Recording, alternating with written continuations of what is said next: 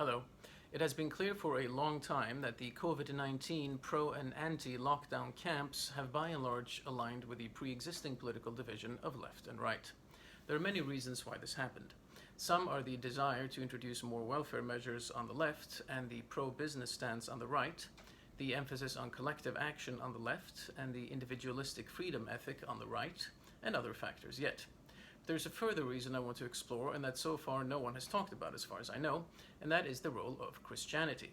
Christianity, and religion in general, is usually stronger on the right than on the left, but there is an implicit and often unwitting Christianity that is the hallmark of the left, and that has played into the left's attitude toward the coronavirus lockdown.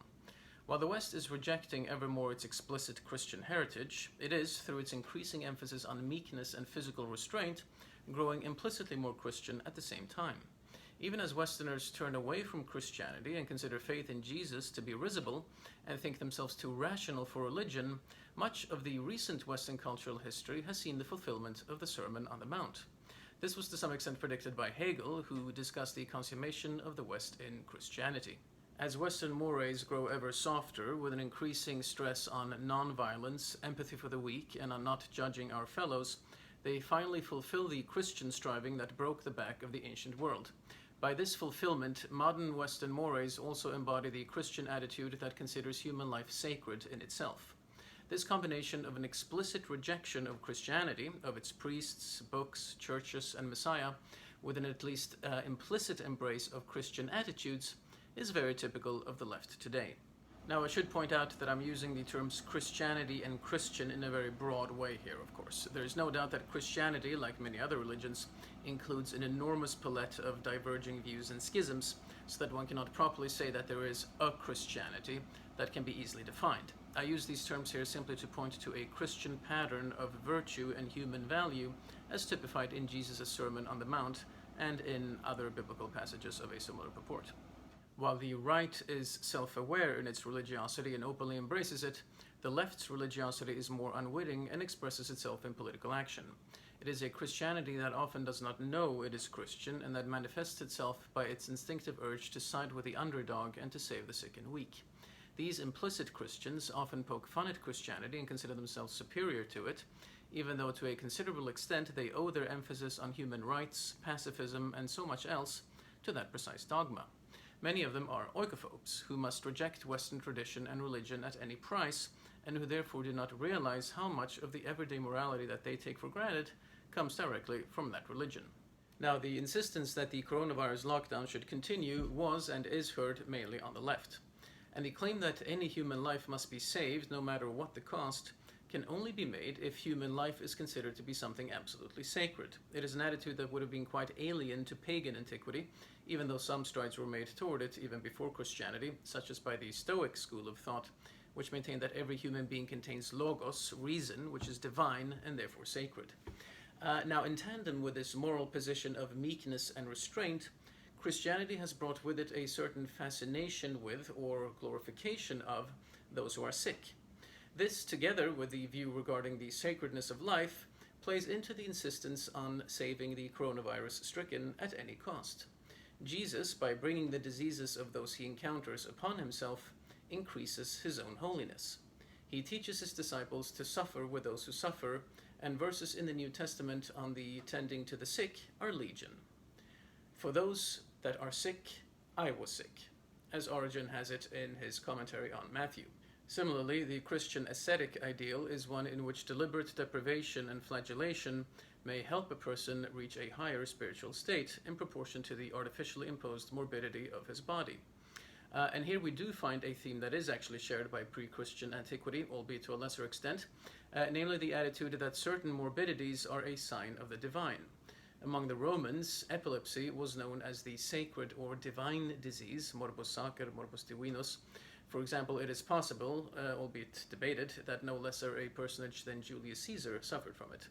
And a similar view of that illness is also shared famously by the non-Western Hmong people. Now, similarly, the Pythia, the priestess of the Delphic oracle in Greece, had to descend into artificially imposed hysteria in order to rise spiritually and to communicate Apollo's messages to those who visited the sanctuary.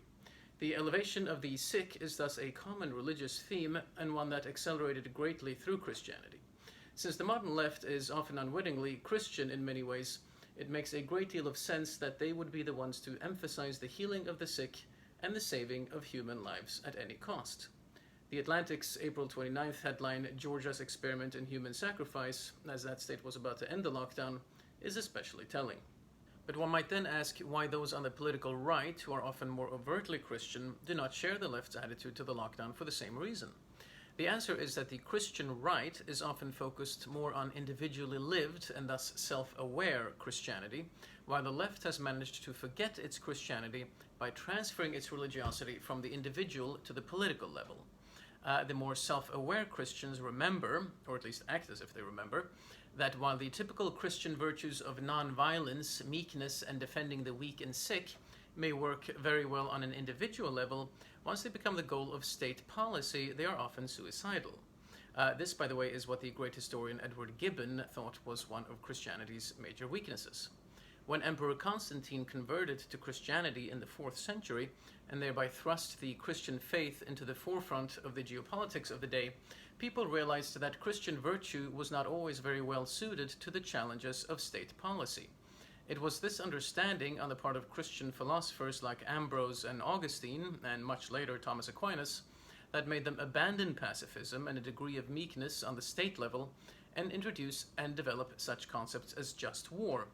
Among those today who are more firmly rooted in the Christian tradition than the left is, the idea of typically Christian virtue retreating from the state level toward the individual and local community level has thus ingrained itself over time. And so the religious on the right, while embracing individual faith, have what they would consider a more practical attitude when it comes to large-scale policy and state action. We can thus add one more reason why the pro- and anti-lockdown camps developed politically as they did, even though there have of course been exceptions on both sides. This dichotomy of a right-wing individually lived Christianity on the one hand and a left-wing state-level Christianity on the other plays itself out in other areas of social life and political discourse as well. Areas of contention like immigration and war are good examples. Put briefly, the explicit Christian right tend to treat foreigners well individually, but are concerned about mass immigration as a matter of state policy, while the implicit Christian left wish to elevate kindness to strangers up to the level of government behavior. Similarly, the right embrace individual meekness but support a strong military, while the left consider non-violence a goal within geopolitical action as well, which brings us back to the aforementioned church fathers who developed ideas of just war. But the details of these differences would probably best be explored another time. Let me conclude by issuing a few caveats. I'm not saying, of course, that the left is Christian in all its political behavior, for example, abortion comes to mind, nor am I saying that the right is never Christian as a matter of state policy, again, abortion comes to mind, only that the left's latent religiosity does clearly express itself in many areas.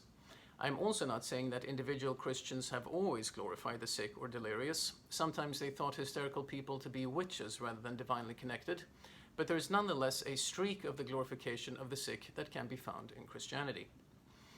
Finally, and perhaps most importantly, I'm not trying to dismiss the importance of saving lives.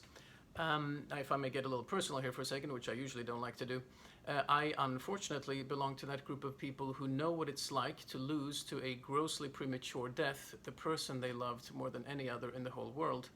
And so the practical and emotional chaos, the truly never-ending pain that death can bring, is something that does not need to be explained to me. Not that such a thing can be explained. Here I simply wish to understand why we are where we are, and it's important to remember that to explain the genealogy of a thought or a policy is not to reject it, unlike what all too many philosophers of the past have tended to believe, at least implicitly. For example, Foucault comes to mind, maybe also Nietzsche. I personally happen to be against the lockdowns for a number of reasons, but sometimes, especially if you're a philosopher, it's good to simply try to understand why something is happening without necessarily trying to propagate in one direction or the other. So there you have it. I hope you got something out of this video, and since as far as I know this is a new philosophical take on the lockdown, I'd be very curious to read in the comments what you think. Thank you, and I hope you're all in good health.